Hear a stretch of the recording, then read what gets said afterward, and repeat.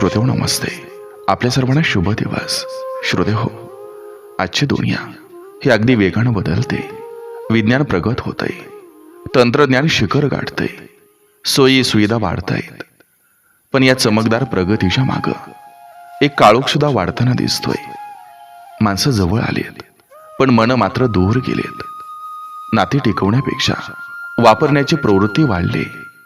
विश्वास हा आता गुण नसून मूर्खपणाचं लक्षण समजलं जातं. स्वार्थाला शहाणपणाचं नाव दिलं जातंय आणि प्रामाणिकपणाला दुबळेपणाचं. श्रोतेहो, आज अनेकांच्या चेहऱ्यावर हसू असतं, पण मनात मत्सर असतो. शब्दांमध्ये गोडवा असतो, पण हेतूमध्ये विष असतं. माणुसकी, आपुलकी, निस्वार्थ प्रेम, निष्ठा आणि संवेदनशीलता या गोष्टी हळूहळू दुर्मिळ होत चालल्यात. नाती रक्ताची असोत किंवा मैत्रीची, त्यांची किंमत आता भावनापेक्षा फायद्यावर ठरवली जाते. त्यामुळे श्रोतेहो, अनेकदा वास्तव इतकं कटू वाटतं की सत्य स्वीकारताना मनावर ओरखडं उमटत असतात. श्रोतेहो, आज जे सुविचार सांगतोय हे सुविचार हे कोणालाही टोचण्यासाठी नाहीत, तर आजच्या बदलत्या जगाचं वास्तव दाखवण्यासाठी. काही विचार मनाला अस्वस्थ करतील, काही विचार डोळे उघडतील, तर काही विचार आपल्या भोवतीच्या माणसांचं खरं चेहरं दाखवतील. श्रोतेहो, हे विचार जर आपल्याला आवडले तर हे सुविचार आपल्या नातेवाईकापर्यंत, आपल्या मित्रपरिवारापर्यंत आवर्जून शेअर करून पोहोचवा. लाईक आणि कॉमेंटच्या माध्यमातून हे विचार आपल्याला कसे वाटतात ते देखील आवर्जून कळवत चला. चला करूया सुरुवात सुंदर विचारांना, सुंदर सुविचारांना.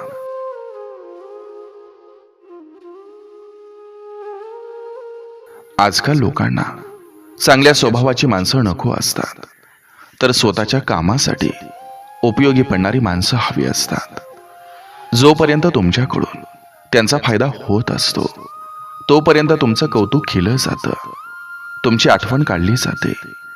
पण ज्या दिवशी तुमच्याकडून काही मिळणं थांबतं, त्या दिवशी तुमचं अस्तित्वही त्यांच्यासाठी संपतं. माणुसकीपेक्षा स्वार्थ मोठा झाला की नात्यांचा शेवट सुरू होतो.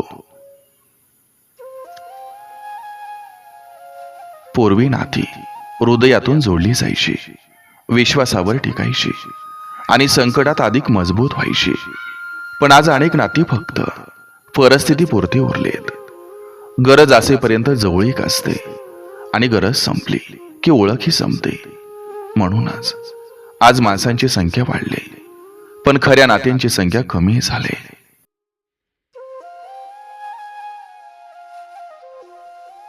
आजच्या जगात चेहऱ्यावरील हसू आणि मनातील विचार यांचा संबंध उरलेला नाही. अनेक लोक समोर गोड बोलतात, कौतुक करतात, आपुलकी दाखवतात, पण मनातून ते तुमच्या अपयशाची वाट पाहत असतात. त्यामुळं आजकाल माणसांचा शब्द ऐकण्यापेक्षा त्यांची कृती पाहणं अधिक महत्वाचं झालंय.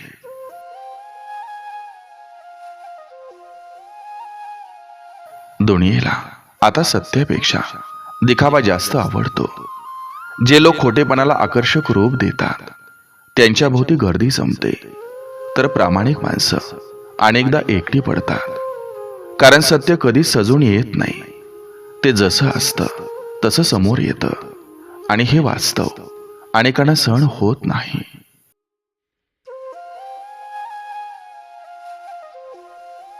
आज माणसांच्या गर्दीत माणुसकी शोधणं खूप कठीण झालंय.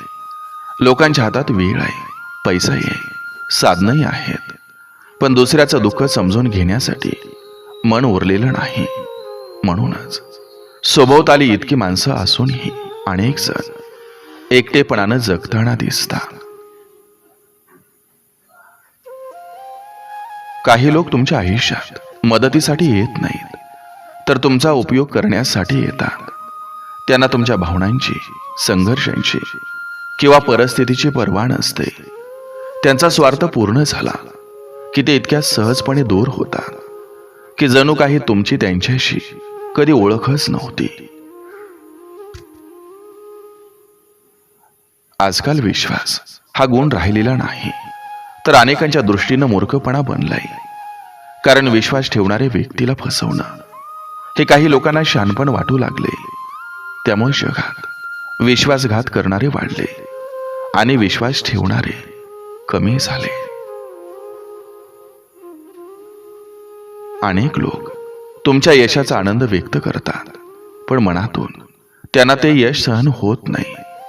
त्यांना तुमचं हसणं चालतं, पण तुमचं पुढं जाणं चालत नाही. म्हणूनच अनेक वेळा अनोळखीपेक्षा जवळची माणसं जास्त त्रास देऊन जातात.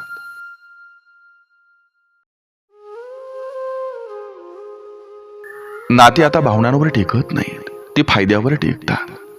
जोपर्यंत तुमच्याकडे काही देण्यासारखं असतं तोपर्यंत तुम्ही महत्वाचे असता, पण ज्या दिवशी तुमची गरज संपते त्या दिवशी तुमच्या अस्तित्वाची किंमतही संपते. हे वास्तव जितकं कठोर आहे तितकं सत्य आहे. आजचा माणूस दुसऱ्याच्या वेदना समजून घेण्यापेक्षा त्यातून स्वतःचा फायदा कसा करून घेता येईल याचा विचार जास्त करतो. म्हणूनच संवेदनशीलता कमी होते आणि स्वार्थाची मर्यादा वाढत चालली. दुनिया इतकी बदलली की आता चारित्र्यापेक्षा प्रसिद्धी महत्वाची वाटते. माणूस कसा आहे यापेक्षा तो स्वतःला कसा दाखवतो याला जास्त किंमत मिळते. त्यामुळे खरेपणापेक्षा अभिनयाला जास्त टाळ्या मिळू लागल्यात.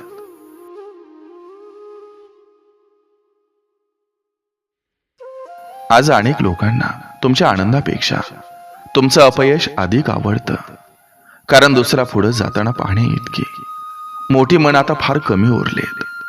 मत्सर हा अनेकांच्या स्वभावाचा कायमचा भाग बनलाय. लोक आता नाती जोडताना मन पाहत नाहीत, तर फायदा पाहतात.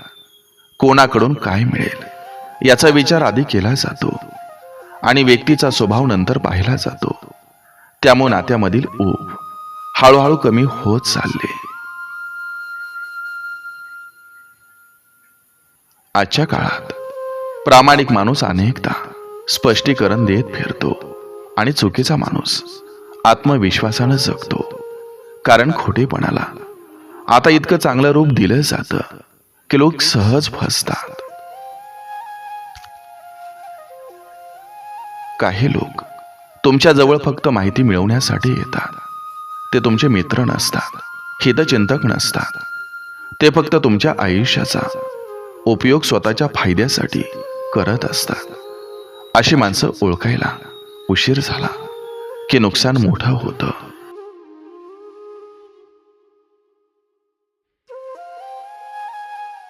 दुनियेत आता लोकांच्या चेहऱ्यापेक्षा मुखवटे जास्त दिसतात. प्रत्येक जण काहीतरी लपवत असतो आणि काहीतरी वेगळं दाखवत असतो. त्यामुळे खरा स्वभाव ओळखण्यासाठी वेळ लागतो आणि अनेकदा तोपर्यंत खूप उशीर झालेला असतो.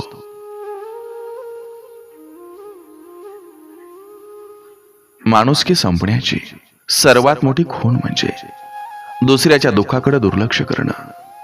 जेव्हा एखाद्याच्या अश्रूमध्येही लोकांना स्वतःचा फायदा दिसू लागतो तेव्हा समाजाची अधोगती सुरू झालेली असते.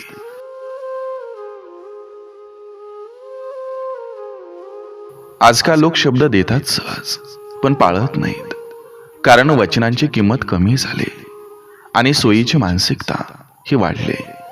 त्यामुळे विश्वास ठेवणाऱ्यांच्या वाटेला अनेकदा फक्त निराशाच येते. अनेकांना तुमचा संघर्ष दिसत नाही, पण तुमचं यश मात्र दिसतं. म्हणूनच ते तुमच्या मेहनतीचं कौतुक करत नाहीत, पण तुमच्या यशावर प्रश्नचिन्ह उभं करायला नेहमी तयार असतात.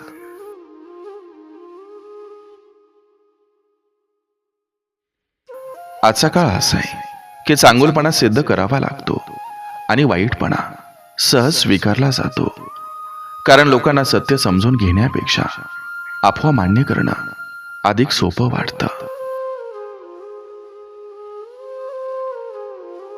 काही लोक तुमच्या आयुष्यात इतक्या कौशल्यानं प्रवेश करतात की ते आपलेच वाटू लागतात, पण वेळ आल्यावर तेच लोक सर्वात मोठा विश्वासघात करून जातात. त्यामुळे जखम शत्रू देत नाही, ती अनेकदा जवळची माणसं देतात.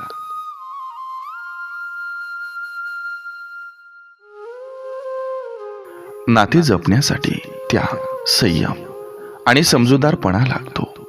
पण आजच्या दुनियेत त्याग करणारे कमी आणि अपेक्षा ठेवणारे जास्त झालेत. म्हणूनच नाती टिकण्यापेक्षा तुटताना जास्त दिसतात.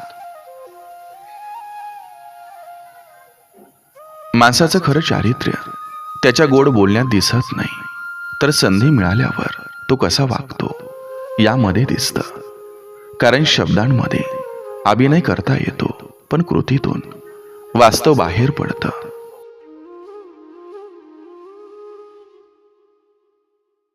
दुनिया नष्ट होत नाही आहे, पण माणसांमधील विश्वास, निष्ठा, आपुलकी आणि माणुसकी हळूहळू संपत चालले. आणि जेव्हा समाजातून या गोष्टी नाहीशा होतात, तेव्हा कितीही प्रगती झाली तरी ती प्रगती अपुरीच ठरते.